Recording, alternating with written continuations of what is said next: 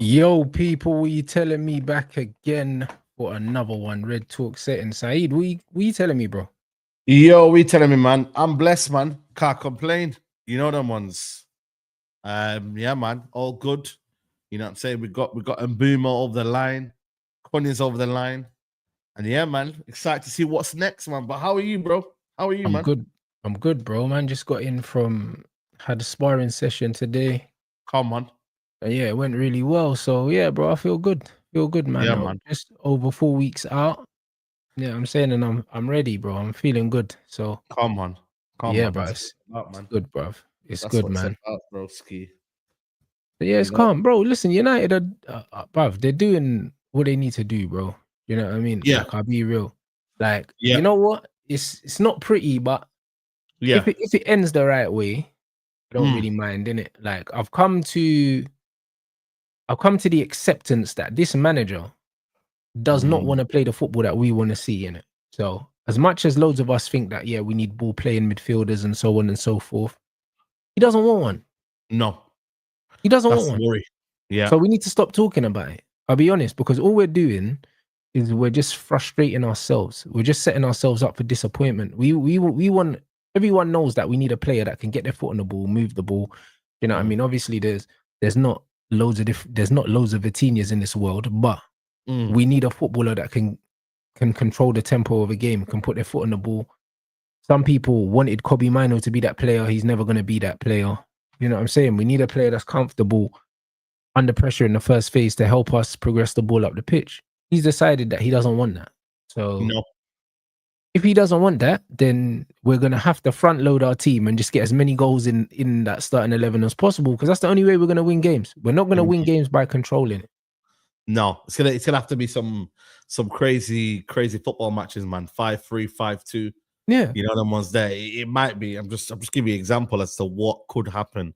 But I hear you, man. The manager is clearly neglecting the midfield, and I think it's by design.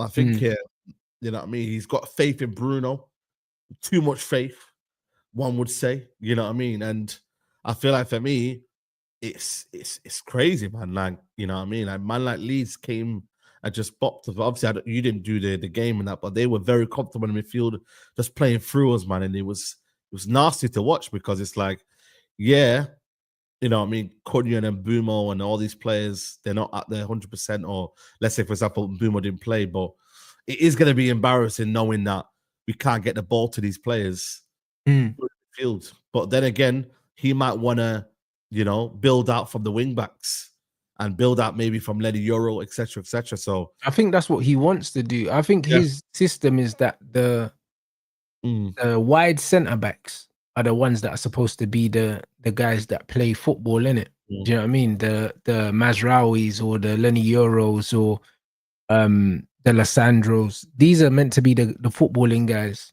that step forward and play, but yeah, we're just not seeing it enough, bro. Like, we've seen it with Lenny Euro, like, but he's a quality player, but Lenny Euro's doing that all on his own, like. Yeah, he's literally the build-up guy, man. Like, genuinely, like, even Heaven could do it towards a certain aspect, but Lenny Euro really is the build-up guy. Like, he's so comfortable on the ball. The way he drives to the ball, man, like, I can't lie, man. I'm glad we've got this brother, man, because he's a top player, man, and he's got a big future ahead of him, man. Like, he could easily play in midfield if he wanted to. Like, he's so comfortable on the ball. But you know what I mean? Like, we do need a midfielder in there, man, because it's one of them where the thing is with the manager, though, because he's looking at it one game a week, he's thinking to himself, you know what? I've got Kobe Mainu, I've got Ugarte, I've got Casemiro, I've got Bruno, and I've got Collier. And they're saying that they're going to keep Sekou Kone. That's a lot of man, you know. And there's Mason Mount, who the manager, apparently, I didn't see the quotes, but someone said in my chat that the quotes that he basically sees Mount in that position as well, in that double pivot. In the midfield? Yeah, in the midfield. Yeah, in the midfield. That doesn't actually surprise me, you know, because if Bruno can do it, Mount can do it. But Mount's probably better on the ball than Bruno. Well, there you go. So he's probably looking at that. You got to remember, like, with the position now, we've seen it in the final, bro. Mount's ineffective, bro. You know what I mean? He used to be that at Chelsea, man, where he'd arrive late in the box, but I feel like injuries have caught up to him, man. And now, what is he, 25, 26 now? he's gonna have to do that kind of almost deep lying midfielder role, even though, like you said, he's better than Bruno on the ball. His qualities are known for off the ball stuff, but now that his body maybe can't really adjust to that anymore, and he doesn't have the quality as well to play in them like kind of tight pockets. You've seen it. He got fairly outmarked in the final. Didn't really do too much. You know what I mean? So I feel like maybe Amra said, you know what? Let's try and see if you can do something in that middle of the park, bro.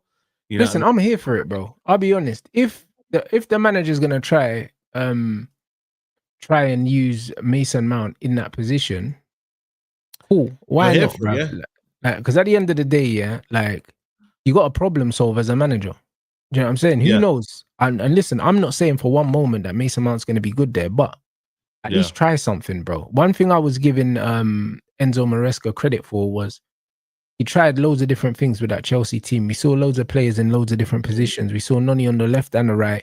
We saw even Neto in a false 9 at one point. Bro, try some shit, bro. Like, if it doesn't work, cool, it don't work, but try some shit. So if you're going to try Mason Mount in the pivot, yeah, cool. I don't mind because you're trying something. Do you know what I'm saying? But it's better than like just persevering with the same old crap all the time. Like when you persevered with Rasmus Højlund up front for the whole season. Yeah.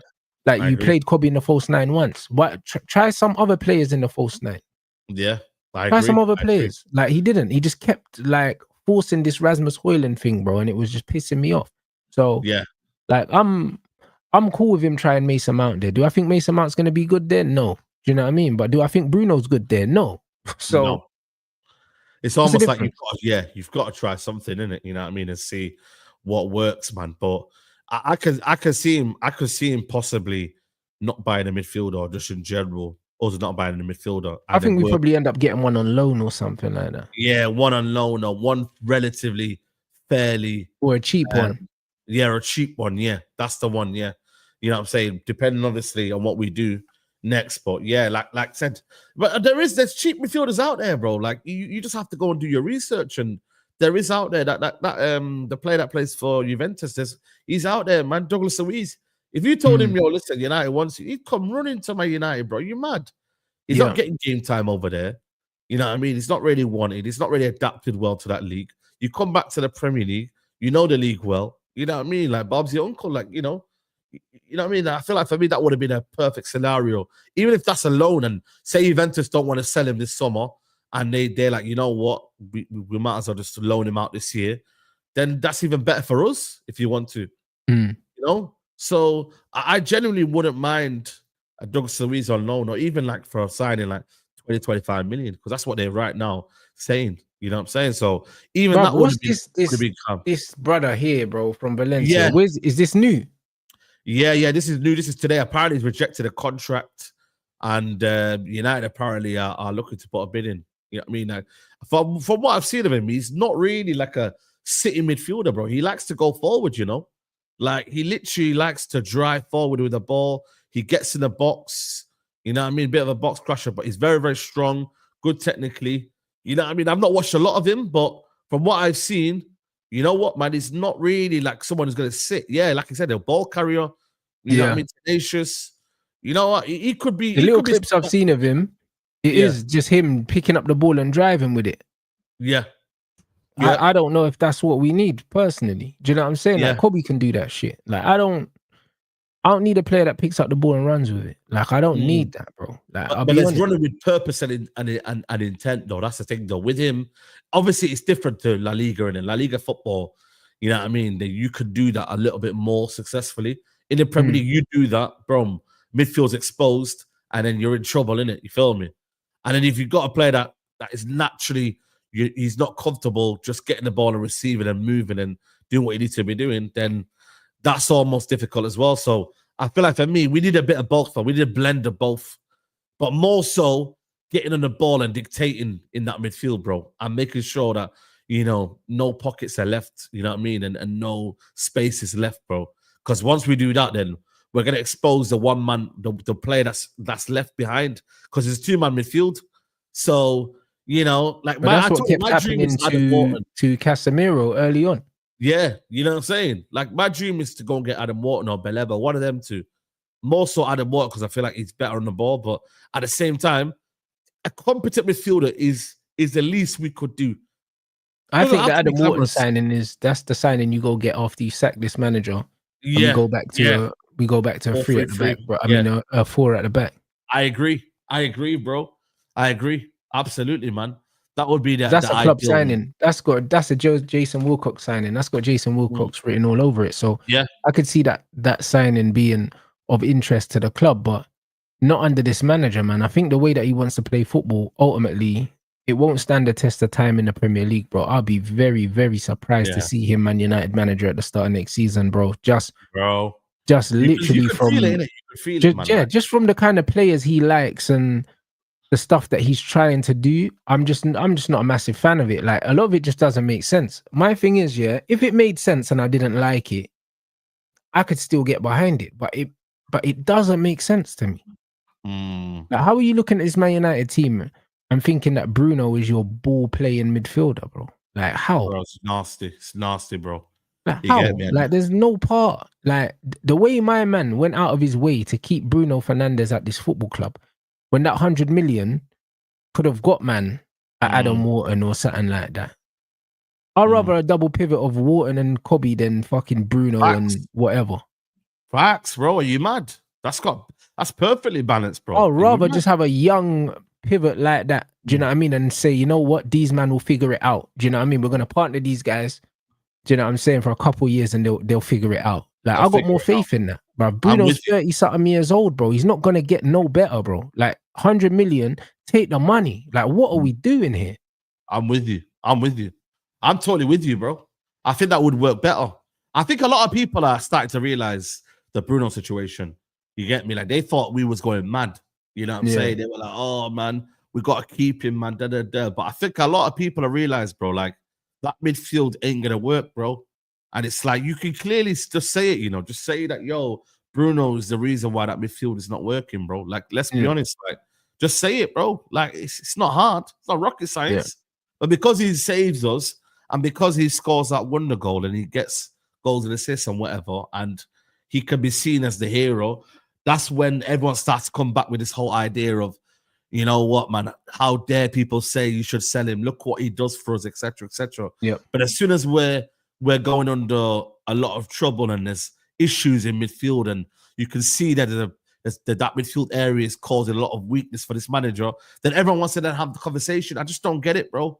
It's only when it suits the narrative, bro. And I'm sick of it because it's like, I'd rather fix the issue now than later on when the season's happening. You're all moaning. Well, hold on a minute. We told you in the summer to sort this out. Right. So, but then I also, like, thing is for me, Bruno, like, he'll just keep playing, innit? You feel me? Like, it's down to the manager as well, like, to really set a marker, bro, and say, yo, listen, we're doing this now. Like, you know what I mean? You're out, bro. You're not playing. You're not the main guy. You know what I'm saying? Or change it so that at least then Bruno is not the kind of almost player that we find ourselves vulnerable in midfield. It literally is, man. Like, do something, change something so that at least then it negates any deficiencies from Bruno. At least that's the minimum we could do. But we're not seeing that, and that's the worry. But bro, like, this is it. Like, I think that he's just trying to keep Bruno there because same way Dalow got the number 2, bro. Dallow's shirt number shouldn't be going downwards, bro. We should be phasing him out.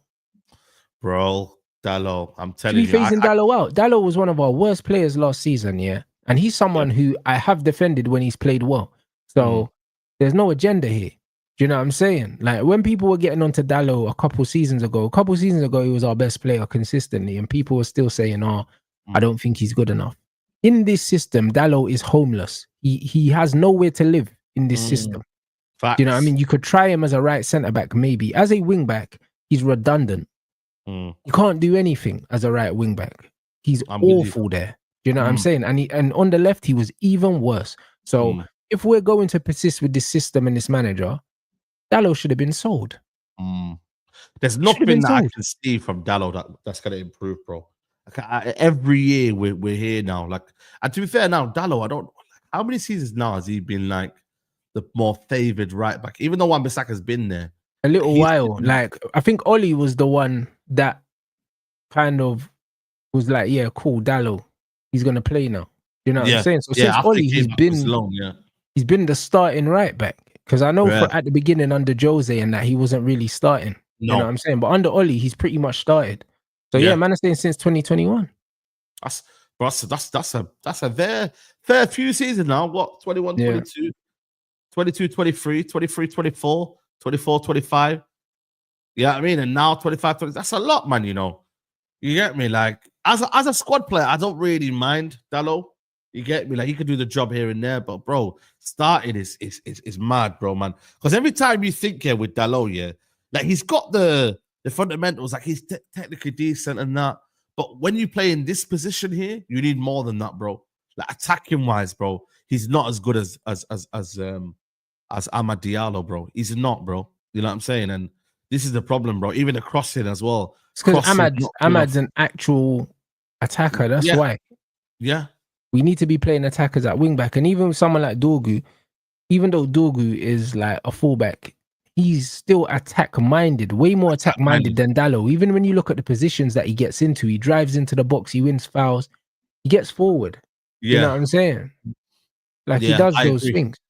I agree. You've got, like I said to you, the system, if they were playing both fullback as a right back, then maybe I've had less issue. You get, because Amad Diallo isn't a fullback.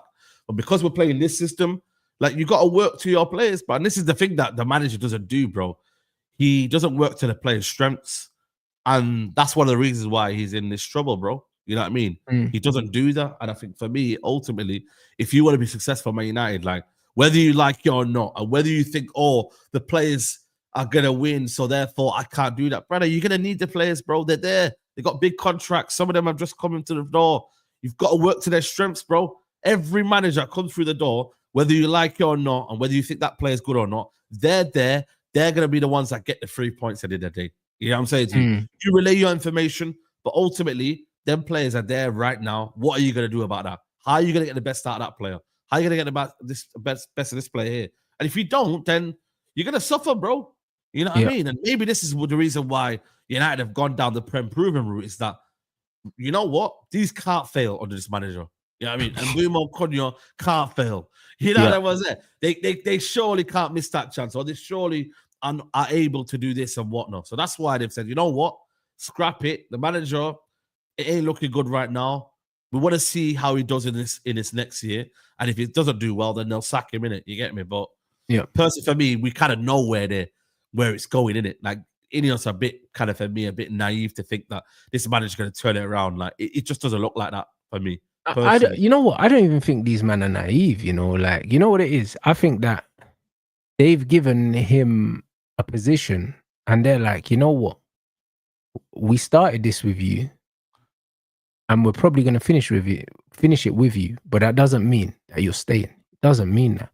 You know what I'm saying? Because the more that I look at what they're doing, it's very clear that the players they're targeting, it's got Jason Wilcox's fingerprints all over it. Because remember, we wasn't linked with Mbumo before. No, I didn't even know about Mbumo. We wasn't linked with him. And then at the start of the window, all of a sudden, we want Mbumo. And that's all of a sudden when Wilcox is involved. Yes. You know what I'm saying? Before we were linked with, what's his name at Bournemouth? Semenyo, bruv. And Semenyo is a Ruben Amorim player, bro. Like, if I've ever seen one. Do you know what I'm saying? So it's one of them ones where, like, bro, like Semenyo, decent player, but not really the level that we should be looking at. Do you know what I'm saying? Yeah, I agree. And we've been looking at loads of those players. So now, when you're looking at Mbumo, and then even the likes of like the Watkins and all these guys we're getting linked with, bro, it's got Wilcox's fingerprints written all over it. Like Prem proven English players, if he can get them, or players that have been here for a very long time that you know what you're going to get out of them. That's what it looks like, bro. I don't think Ruben Amorim's got a lot to do with some of these acquisitions. Like even Cunha, he was linked with a football club when Oli was here, so we've always known who he was. Do you know what I mean? And he was always earmarked as a Man United player anyway. So it's one of them things where it feels like the manager's saying we need players in this position, and Wilcox is saying, all right, cool, these are the players that we're looking at. But there needs to be more priority on a midfielder, bro. There has to be, bro. And the fact that we're not really being linked with any Saeed shows you the manager clearly doesn't think that that's a problem area. well, if it's not a problem area, then you will be not here for that long. Yeah. You know what I mean? You will be gone, my friend, because I'm looking at all the clubs now in that top half of the table, and they've all got good midfields. They've all got good midfields. Yeah, I mean, there's not one where I'm like, they're not. Even at Tottenham, like they won't. Like I'm 100% sure that the manager is going to make sure that midfield is robust, and they're going to make sure they're going to be difficult to beat in that midfield. Like I just know, you know what I mean? He did it at Brentford, you know what I'm saying? And he'll do the same thing again. Even when they had Eriksen, they were balling out in that midfield, bro. You know what I'm saying? So I think the manager will have to learn the hard way. But he's almost kind of came out and said it like, what did he say? I lacked something in midfield. Like I lacked pace and something in midfield. He said intensity or something. But yeah, bro. Brother, you got Bruno in there, bro. He's a runner. Do you know what I mean? Collier's a runner. Mount's a runner. You got bare runners in there, bro. Like intensity is not what we're lacking, bro. We lack control in there. Yeah. That's what we lack. Very much control. Do you know what I'm saying? That is foolishness, bro. Lack speed or pace or whatever. That's foolishness, bro. You don't need pace in midfield, bro. Do you know what I mean? I've never heard managers say, I need pace in midfield, bro. Like, midfield's meant to be a thinking man's position, bro. You're supposed to have your smart players in the middle of the park. Do you know what I mean? Man's talking about pace, bro, like he's trying to sign wingers and that. Like, bro, what are you doing? I wouldn't say like these guys are the blessed with pace in midfield, but it's about control. It's about understanding of the game, intelligence. Like, you know what I mean, bro? It's about. When I'm looking at Chelsea's midfield, of Palmer, Enzo, and Caicedo, I'm not thinking, there's bare pace in there. Bro, are you mad? That's not got no pace there. Bro, listen. Yeah, you got some energetic, robust guys, but this ain't no pace thing, bro. Like, it's not about that. It's not about pace, bro. It's about having guys that understand the position. You know what I mean? That's what it's about. Having Bruno in there that can't hold his position. The difference between Chelsea's midfielders, that Caicedo knows how to screen. He knows how to protect a back four. He knows how to protect whoever's playing beside him in midfield. He knows how to protect them because he's intelligent. That's why. It's got nothing to do with all of these buzzwords and all of this stuff. It's nothing to do. It's just intelligence, bro. That's just what it is. And people don't want to accept that, bro. There's no intelligence in Manchester United's midfield apart from Casemiro. But he is the least mobile in that midfield. So he's got the intelligence, but he doesn't have the legs that he used to have. Do you know what I'm saying? And that's okay. Yeah. But then you just need to make sure that there's mobility around him. But Casemiro has to play in any midfield, that wants to play half decent football for Man United because he's the best player that we have in there, bro. That's it. I agree with that. But even me though, I'm surprised Casemiro's starting this year though. Even me, like, because I would have thought United would have said to him, you know what, we're gonna use you for the big games. We're gonna you're gonna be a rotational player next year. Yeah. Even I thought that. I thought we're gonna take that midfield seriously. I thought, you know what, Casemiro, listen, you're my guy, but you know what, in the big games, don't be surprised if Cas don't start. Is not the main guy next season and he just stays there, bro. What he'll do something weird, like Mount and Bruno or something. I agree. But you do something weird. Cass ain't gonna start this season, I don't think, Saeed, bro. I really don't think. I think they're gonna let him run down his contract, but I can't see him being in the main midfield too when the season starts. I can't see it because the manager did it reluctantly last season because he was screwed, bro. That's why. Yeah. Had no one else. Yeah, I agree. That's what I'm trying to say. Like, I really, really don't understand it, bro. It just it's probably the least imbalance we've ever seen, Bruno and Casemiro. Like even Ugarte, I'd rather have that, bro, because at least then Ugarte's not going to leave his position, bro. You know what I mean? And they're going to both sit. Yeah, I mean, they might not be great on the ball, but at least we're not going to be outnumbered in midfield, bro. You know what I'm saying? And that's the problem, bro. Like my thing is with the manager is that when I look at this team right now, it's going to be so top heavy. Like, it's going to be literally a case of, Cunha and Boomer, and let's say Xerxes, but then it's going to be this kind of almost disconnection in midfield. Yeah, but I think that's going to make us exciting and it's going to make us shit at the same time, bro. Yeah. I can't lie. Yeah. Like, bro, it's like we're going to be shit to watch, but we're going to be exciting. It's going to be a basketball game. It's going to be a basketball game. We're going to be very exciting because if you've got Ahmad overlapping Mbumo on one side and you've got Dogu overlapping Cunha on the other side, like, we're going to be exciting because Bruno's not going to hold his position. He's going to be trying to box crash as well. Bro, Man United are going to be super top heavy when we attack. And when we're defending, we're going to be wide open, bruv. Like, it's going to be a tough watch, yeah. But we're going to score loads of goals in certain games. That's volleyball, you know. That's crazy. It's going to be that. It's going to be back to that, bro. Yeah. Back to individual. And it's going to be one of them where 1 week we'll win, like, let's say, for example, we'll beat a team 3-0, yeah, or 3-1. This is hypothetical, yeah. And then the next week we're down 2-0 in the first 10 minutes, and then we're having to claw the game back. You know what I mean? And it's like get used to it, bro. It's gonna be that. It's either we start well or we're 2-0 down in the first 10 minutes. And we're like, fuck. That's what it's gonna be like. That's what it's gonna be like. Like I'm resigned to that being the case now, for the simple fact that we're not structuring the team to play any other way, bro. You know, when you look at it, I know it sounds mad, but then do you think because now I'm looking at everyone else, they're far superior to us now. Like, if you look at it, Man City, Arsenal, Tottenham, not Tottenham, Chelsea, Liverpool. Do you think it might suit United then to be almost like, you know what, you man could have the ball and we're just gonna get you on the breaker. You know what? And Cunha and Arman, and then when it's time to go on a break, we're just playing quick counter-attacking football. And it's devastating, but it's one of them where you don't have to put much kind of thought process into it. You know, the manager just says, bro. What? That's what we were doing under Oli. No block, and then just hit people on the break. It might be that, you know. It might be that. And even at home as well, by the way, it will be. And even against the teams where, you know what, they're like, I can see a Burnley coming to Old Trafford and dominating possession, and we just come out and say, yo, listen, see you later, 2-0, bye-bye. Yeah. They've done all the hard work. They've done all the fancy build-up play. They're looking like they're dominating, and United out of nowhere get 2 goals and boom, we've won the game. It could be one of them seasons, you know. Bro, it is going to be. It has to be, bro. It has to be. I'll be real, Like, this is how he's shaping up the squad. He's shaping up the squad like we're going to be one of these teams where we set up to be hard to break down and then we're nicking games, bro. But that's exactly what we were doing under Oli. Counter-attack FC, man was saying, and it's going to be the same. And don't get me wrong, it will work. I think against the big teams, I think we're one to watch. It will work. Yeah. We're one to watch against the big teams because we can set up in a mid to low block here and hit these guys on the break. We can. And I think it can be effective with the players that we're bringing in. But you haven't got a guy that's going to how to get up the table, it's about what you do against the smaller teams, Saeed. Yeah. You know what's mad, You got to remember, Remember when we went, was it the Arsenal game? I think it was the Arsenal game where we had an early free kick. I don't know what game it was, but Garnacho was through on goal. And I just think for me, he didn't protect the ball enough better. And even though he did get pulled back, I felt like he could have got away.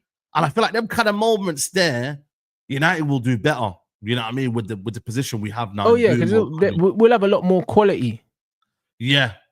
You know what I'm trying to say? And I feel like in them kind of moments there, United might actually do better in them kind of key stages. But like you said, it's not sustainable. But I think for me, what is sustainable that Man United though, bro? Let's be real, man. We ask for sustainable football, but really and truly, like, we're not going to see that, bro. It's almost like expecting something different when in reality you're not, man. Like, you're not going to expect that much difference from Man United next season. You know what I mean? And that's just a sad reality. I'll be honest with you, man. It is. You get me? Like, we just have to see, like, yo, can these players get some goals? You know what I mean? And can we be a team that, you know what? I mean, take your chances. Take your chances early on. Bang, deflate the team. Then you sit back and hope for the team to not concede goals. It might be one of them kind of seasons, bro. It really will. It really, really will. Because there's some tough games, you know, like coming up at the start of the season. Tough games, man. I was watching them. I was like, yo, some tough games, you know.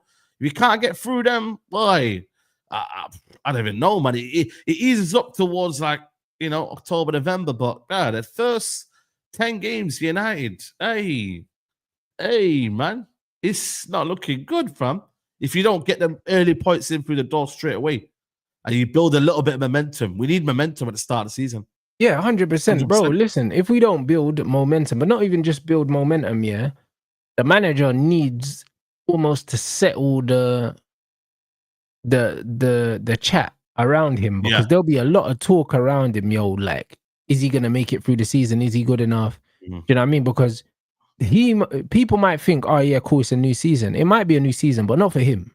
Like for him, we're all judging him on what he done last season, bro. This is a continuation of last season. This ain't a clean slate for the manager. It's not. No, it can't be.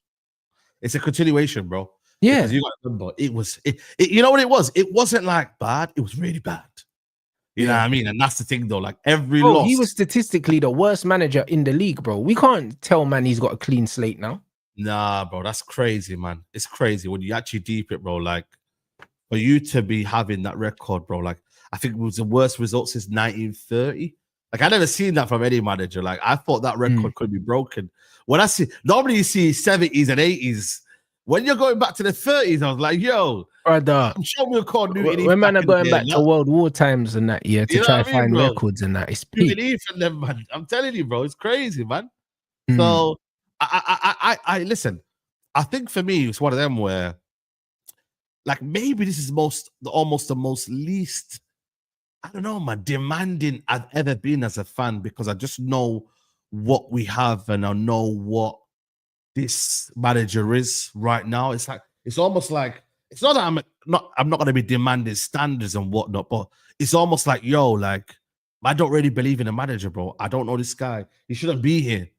You know what I mean? And I can't really take him seriously, bro. That's how I feel right now. I'm going to the season and I'm like, yo, I don't really see much, bro. You get me? Like, bro, like, I know this guy can't turn it around. So what am I hoping for? I'm hoping for maybe the players to do something, bail us out, do what you can do, get a bit of quality in the squad. You know what I mean? And that can maybe feel like gives the fan base a little bit of hope now. You know what I mean? That we could go machine for machine. You know what I mean? And we could go say, you know what? You've got that player, but we've got this player here.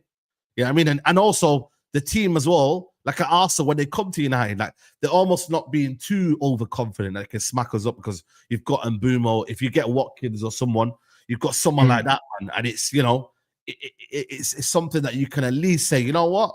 We can push up, or we can't push up too much because they've got danger man in there. So it's one of them, man. Like it's almost as if like this season should be a good season, but there are so many things still there that will be holding us back. You get what I'm trying to say to you? It should be a good season because you've suffered enough. Like I feel like what can be worse than last season? Really and truly, like that's what I'm thinking in my head, right? This is what I'm saying. But what we shouldn't do though, what we shouldn't do as fans is compare this season to last season in terms of where we hold our standards. We still need to hold our standards where they deserve to be, bro. Do you know what I'm saying? You can't say, oh, we're doing well compared to last season, because last season should have never fucking happened in the first place. I agree. Do you know what I'm saying? And we have to keep that energy, bro. Like it's not about compared to last season. It's we need to perform at a certain level now, bruv. Like, and if it's not happening, we need to know why, bruv. We need to know why. And somebody needs to lose their job, bruv. End of story. Because it's one of them ones where when people talk about backing and all these things, like the manager don't really deserve to be backed. He doesn't deserve to be backed because he's been shit. He don't deserve to be backed. He's been awful, bruv. And not only has he been awful, but he cost us over 100 million in transfer money when he lost that final.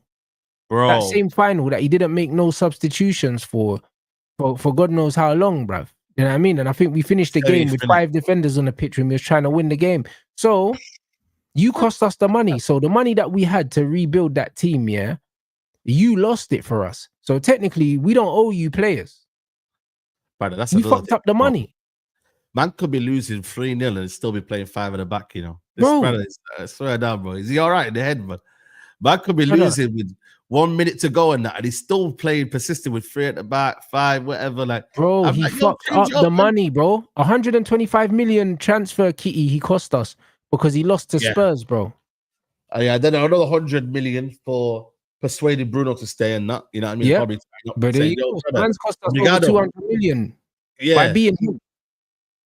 Yeah, obrigado, yo, stay, man, stay. I need you. You know what I mean? This is what I'm trying to say. So, bro, like he don't really deserve it, bro, because if anything, he owes us 200 million. So any player he gets is a bonus. Because we would have been able to sign way more players if we got Champions League football. Yeah, I agree. Not just because of Champions League football, but also the money that comes with it as well. Yeah. But this season is a clear indication of this. it's the club making the signings, not the manager, because Yeah. they're bringing in two of the best players in through the door. I'm sorry, like the manager would have said, nah, really and truly, I don't want them. You get me? Or I don't think they fit what I'm trying to do. But they've said, yo, we getting the best players of last season. You get me? And they're good quality players and they fit your system. So we've done all the research we can for you. Yo, and he's like, yeah, cool, man. Yeah, man. They yo, listen, thank you for bringing them through. So I think it's one of them where they brought him something and said, yo, these are what you need, bro. And there's no kind of complaining about it. If there was any complaining, which I doubt it, because they're two quality players, bro. You get me? So, you know what I mean? Listen, I think this whole window could have been a lot more easier had we gone up with a 4-3-3, and it would have been so much more less complicated. But we're here. We got it. We got this manager. Now it's just about just plugging the holes in, getting us ready for the season. 1 game a week, by the way, yeah?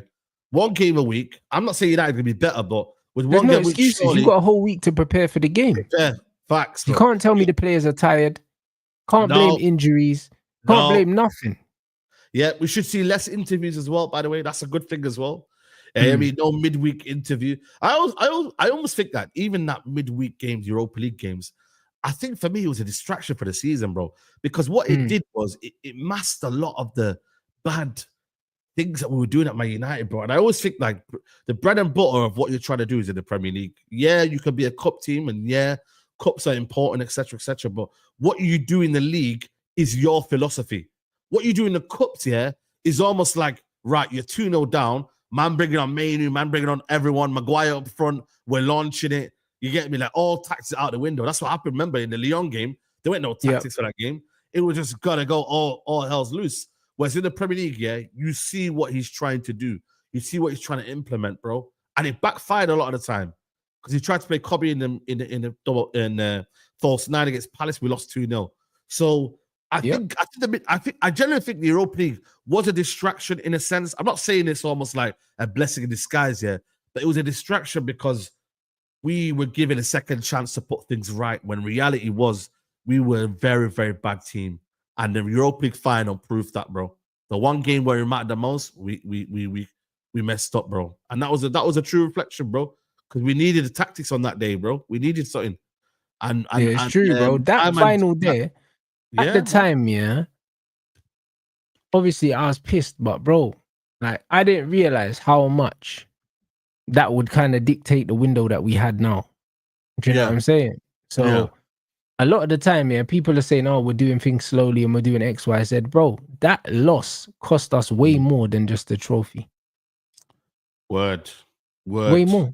And people are starting to see that now, bruv. So at the end of the day, yeah, like, yeah, it's gonna take us a while to do what to do our business. But as long as we do the business in time for the start of the season, I don't want to hear anyone say that, yo, the manager hasn't been backed or so on and so forth. Because bro, he don't even deserve to still be here, bro. Like, even the fact that he's still manager, that's backing in itself. Facts, bro. 100%. I'm with you, bro. I think. Listen, the club have got. They believe, right, that they think it's a bit too soon to sack the manager in it. That's what they believe. They probably owe him as well because of the fact that they brought him in mid-season or whatever it was in October, November, and they think to themselves, yo, we're gonna look bad here if we sack the manager so soon after not giving him the license to spend money. You know what I mean? And now they're gonna give him the players that they deem credible for that system and for that formation, and it should be able to get you to a position where at least a respectable top 6 this season. That's why I've said top 6. If you could get top 6 this season and get your Europa League football minimum, then at least then we're kind of doing something. You get me? And they won't sack him then if he gets top 6, right? I doubt it. If they didn't sack him at 15th, why would they sack him? Bro, if he gets top 6, yeah, then he's earned the right to at least be there next season. Yeah. He has. Do you know what I'm saying? Like, and even then, it's like, I feel like people need to take into consideration the context also, because like I said, you see with Erik ten Hag, yeah, in Erik ten Hag's first season, we didn't play good football, but we got the trophy and Champions League football that I said you need top 4 and a Yes, trophy, and he got that. I agree. So I overlooked the performance. I overlooked the performances. In the second season, the performances went backwards. The league position went backwards. And even though we still picked up a trophy, it wasn't good enough. So we also need to, even if he does finish in the top 6, bro, I think how we play still matters, Saeed. I don't think that we can just say, oh, you know what? Oh, no, 100%. Finish 6th. So he's done a good job. Because if he finishes 6th by stinking the place out, ultimately, there's no longevity in that. No, I agree. To us, yeah, I think it will be. That's why I'm hoping that the board see that as well, man. They don't just see positions and be like, oh, yeah, we've achieved our target. Brilliant. Like, it's amazing. We're happy to be here. Like, you know, that sort of mentality that you're happy to be there.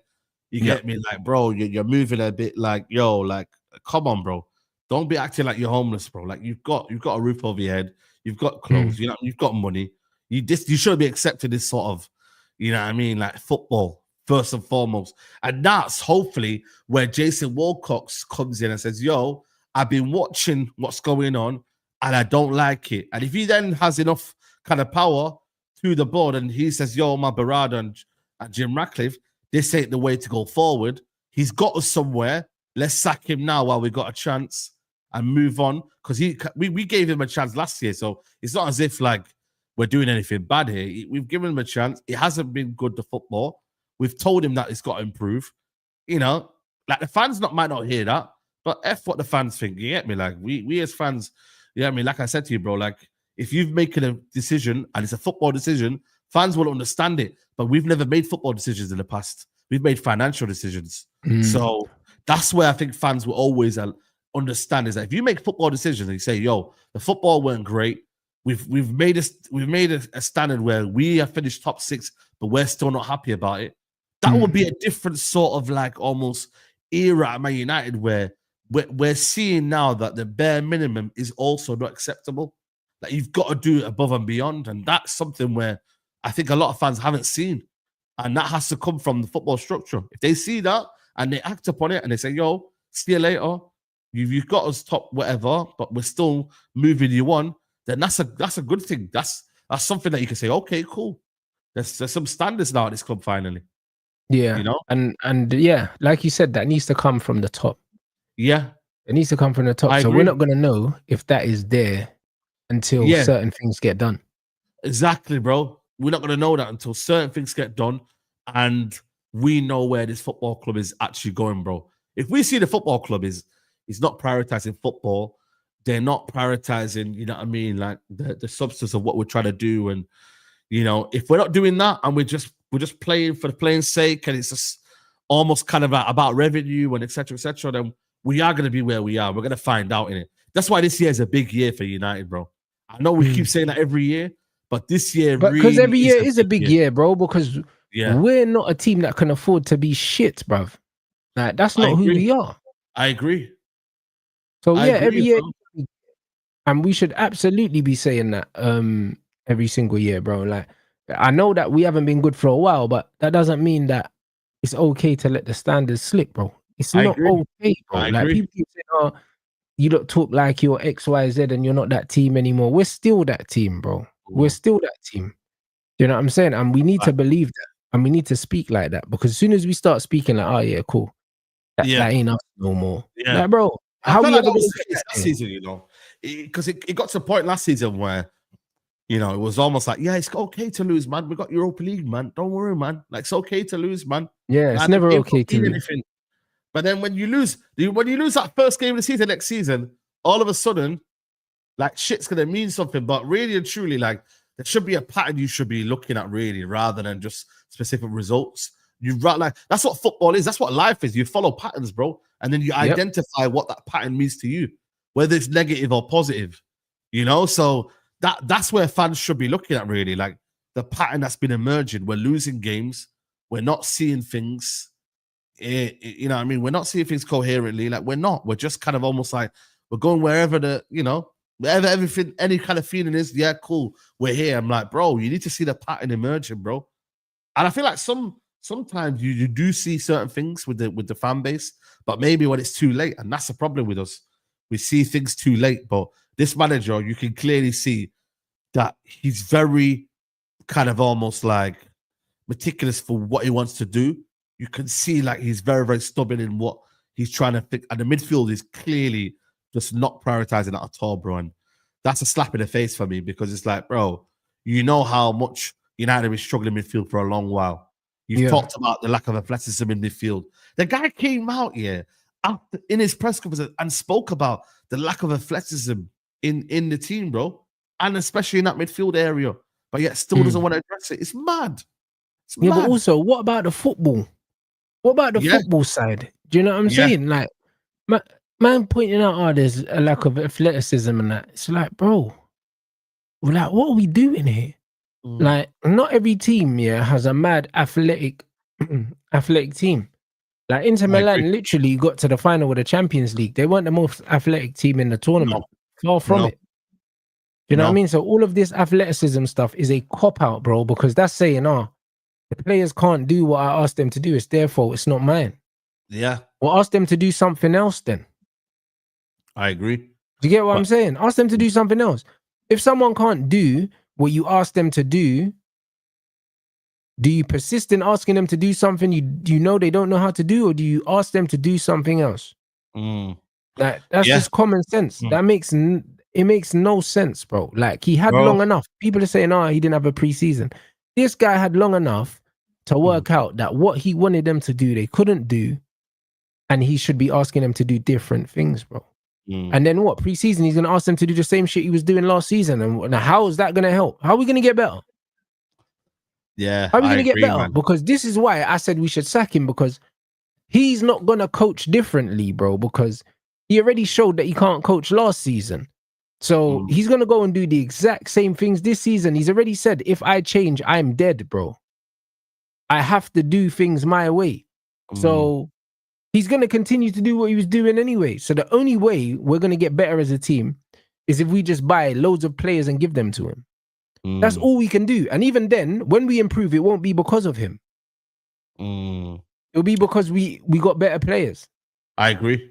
And if that's the case, if the manager can't improve the players he's got, he shouldn't be here, bro.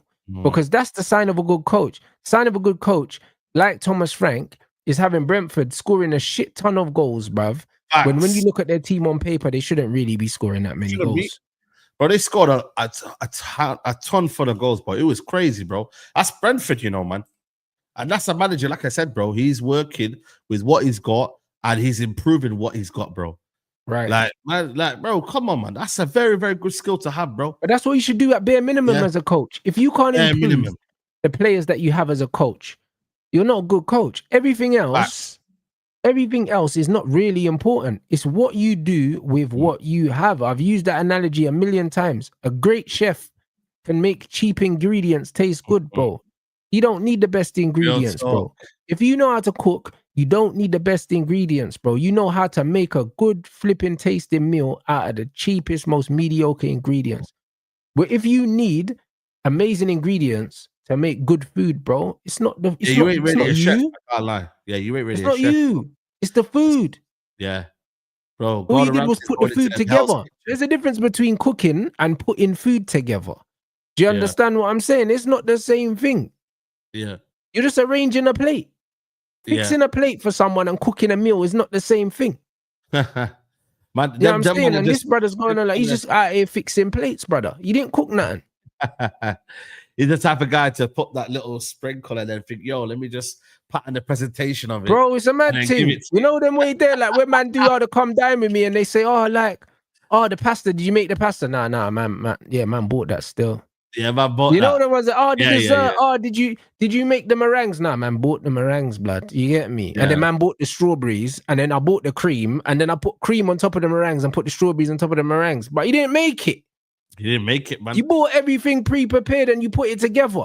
That's not cooking, bro. Ready Meals United. Is that what you're trying to say? That's not cooking. Do you know what I'm saying, bro? If you bought everything and put it together, you're not a cook.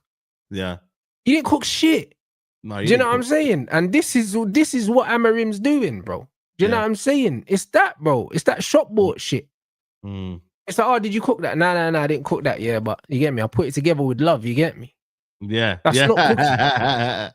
Amra is the greatest chef, and then you go to his restaurant and it's a 1-star meal. It's a Bro, one-star place, bro. I'm dead telling you. chef, my brother. He's a he's dead making it chef. He out. can't cook.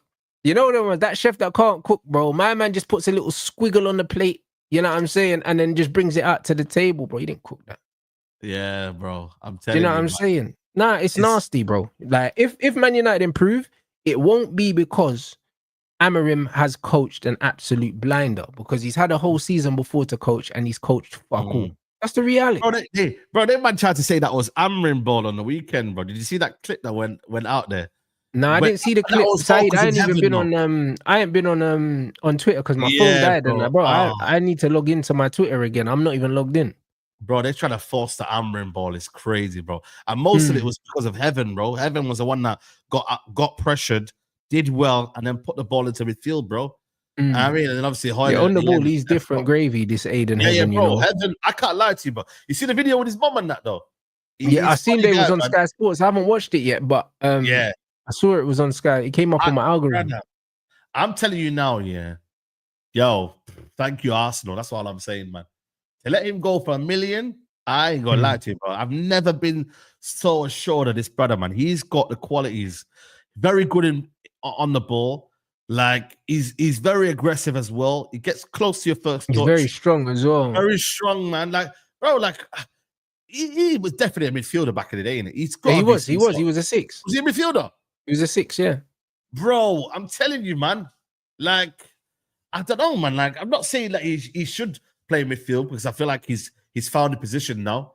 Like, like he's a bad boy, man. Like, we even want to watch the video with his mom. He was a striker back in the day as well, a winger or a striker position as well. So yeah, because bro, when we signed him, I saw a comp of him playing for Arsenal. Man, Panenka the penalty, and I was like, bro, that ain't no centre back. Come on, you know what I'm saying?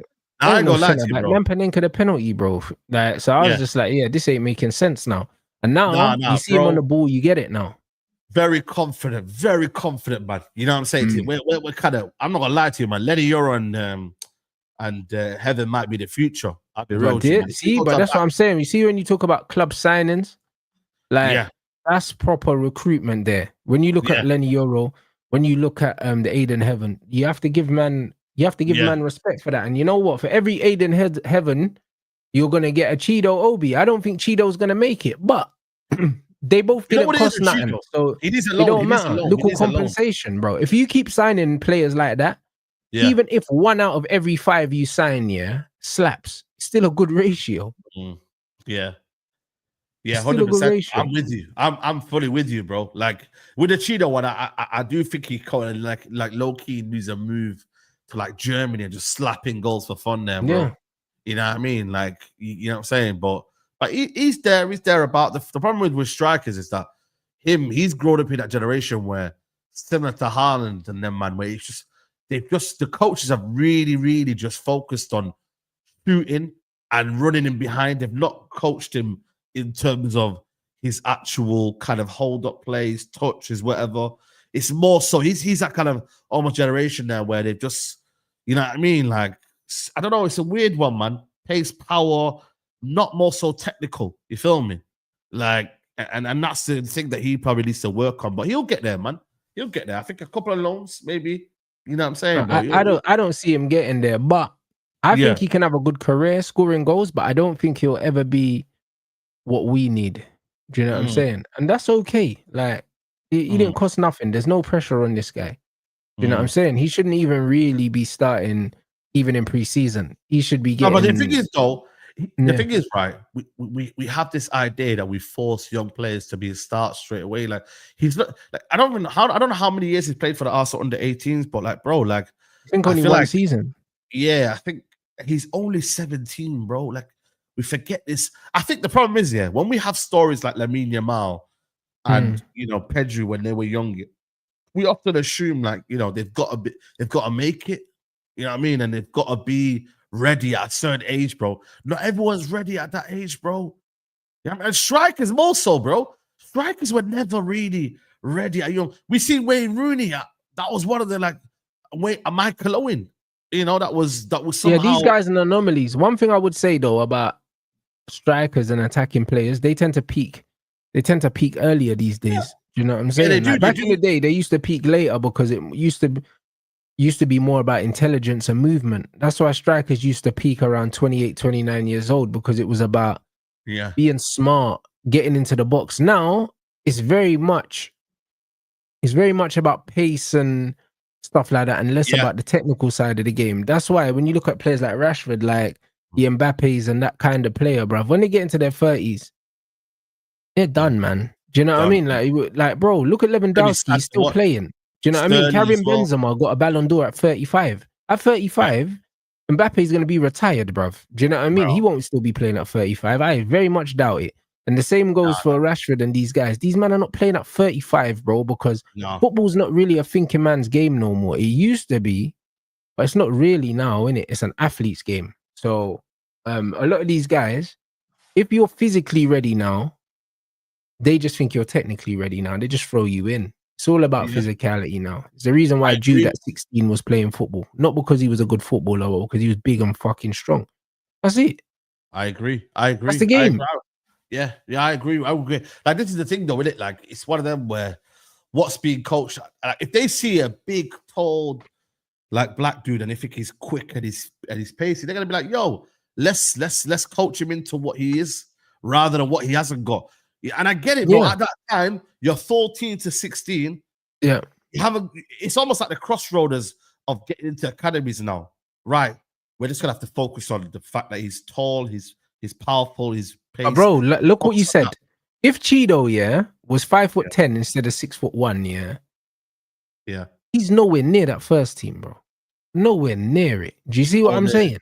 It's because of his stature and the way he's built. Like, and he's not even built like a man. If you look at him, you can see he's a baby. He's young. He's still not ready yet. Yeah, I agree. Yeah, even though he's tall, he hasn't filled out into his body. He very much looks like a child. Like, he shouldn't really be there, playing football with big men. Wayne Rooney was built like a big man at 16. Yeah. But I also think as well, though, because of the situation we're in right now, you know what I mean? Like, people get fast-tracked, you know what I mean? And that's not down to him. It's down to the situation where Man United are. You know, he's had to be fast-tracked because Højlund wasn't good enough. You know what I mean? Xerxes, the manager, didn't rate him. That was But then the manager needs to play someone else in the false nine. Play someone else there. You still don't need to play this kid, bro. But I generally think, you know what it was? We needed some sort of difference. We needed a bit of, I don't know, man. You see, when whatever he's got, Saeed, we never needed it. I'll be real. We could have played someone else, bro. Chelsea were playing Neto down the middle, bro. Play someone else there. But then we're not going to get that with this manager, innit? We're not going to see that. You feel me? He tried it with Manu, didn't work out. What I'm saying is, though, I think sometimes in these dark moments, the manager knows that if I bring on a youngster, it's going to get the fan base up. It's going to get everyone up. It's going to get everyone excited. And he was doing that to a degree against Fulham. He was chasing, the balls in behind. He was, and he actually, to be fair to him, created 3 chances for himself. Nearly scored against Fulham. Right. So it could have been a different story. But I hear you. Like, I think for me, it's a case of now, this year, really, really knuckling down for the under-18s, getting the goal scoring, getting what you truly believe in.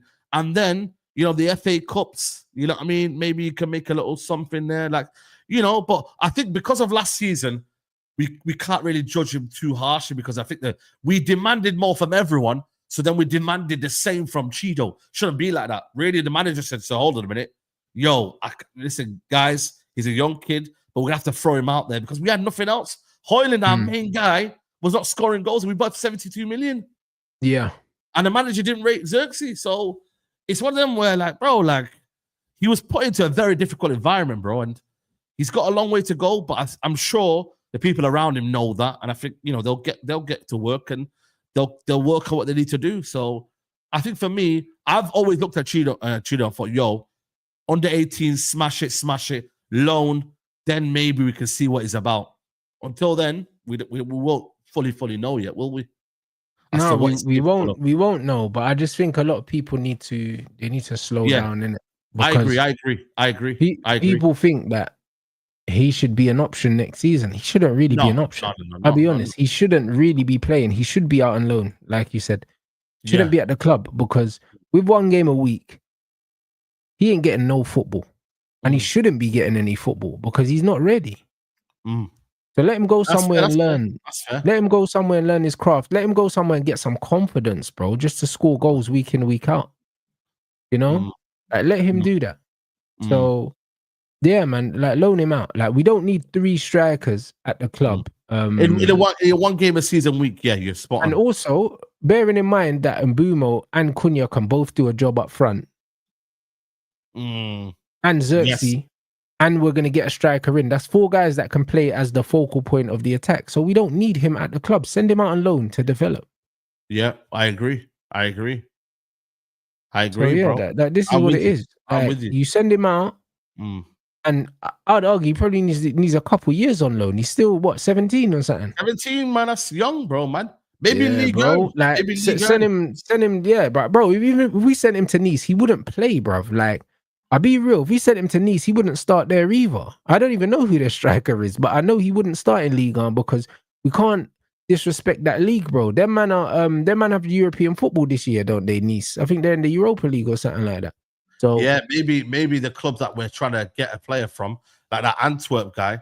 Yeah, you know what I mean? Le Mans, maybe. Yeah, that used to be Antwerp. We used to have a relationship with them. Maybe take the goalkeeper and send him to Belgium. I agree. But he definitely needs a loan. Yes, 100%, bro. Loan is important, bro. Like we and also the right loan as well, because sometimes like you can get a loan player, they go to look at Ekitike, for example, right? Obviously, I'm just using an example. They sold him, right? But Hugo Ekitike at PSG, like he was relatively unknown. He did all right there, but obviously he had the MSN trio. Sorry, not the thingy, Neymar, Mbappe, and Messi. He had that trio. Couldn't work out. Went to Frankfurt, bro. Did very well over there. Did very well. Look at him now, 79 million. I'm not saying that Cheeto's gonna have that career, but you never know what loans and moves can do for you, bro. You never know. You know what I mean? Like, and what it could propel you to be. Different environment, out of your comfort zone, different level of coaching, different level. You know what I mean? Just a whole different environment, bro. You just don't know what that could do for players, bro. And let's see what can happen, bro. So I really, really think for me, you know, like, and this is the thing that me and Nuruddin and Musa were arguing about in terms of development. Like, you know, you're probably saying that you don't see it working. I say, you know what, it could work with maybe a loan, but there's some people in the academy that aren't gonna make it, bro. You have to be honest with yourself. Not everyone's There's a gonna lot make of it, players. man. Most of them are not gonna make it, and this is how we need to look at. Look at Liverpool. Like, listen, they've got Trent here, and who else has been out there academy that's gone into the first team? The right back. Did they buy him or is he from the academy? I think he might be from the academy. To be fair, who else is there really? Look at the Man City academy. He's Irish, so I don't know. Maybe he is at the academy, or maybe they copped him still and brought him into the academy. Yeah, Jones and no, they bought Elliot or did? No, they bought Elliot, man. They bought Elliot from was it from Charlton or was it from somewhere else? Yeah, they bought Elliot. Bradley's from the academy. Yeah, that's what I'm saying. So that's it. Look at Man City. Rico Lewis and Phil Foden are the ones that, and even Phil Foden is probably the more outstanding player. Or was it Fulham? Okay. Like, you know, Phil Foden is probably the most outstanding one out of them that's been at the academy. And he's not even in the first team right now. Let's look at Arsenal. Okay, you've got Lewis Skelly. He's probably more first team than Ethan Nwaneri. Nwaneri's going to be a bench. Yeah. That's it. Yeah, Nwaneri will be on the bench, bro. Yeah. Chelsea. Who's there? Reece James is very, very much injury prone. You know what I mean? If he can play, he can play. Who else is in there from the academy? Not many. So, you know, as much as you want to force it, bro, brother, we need to think about how we can be first. Good.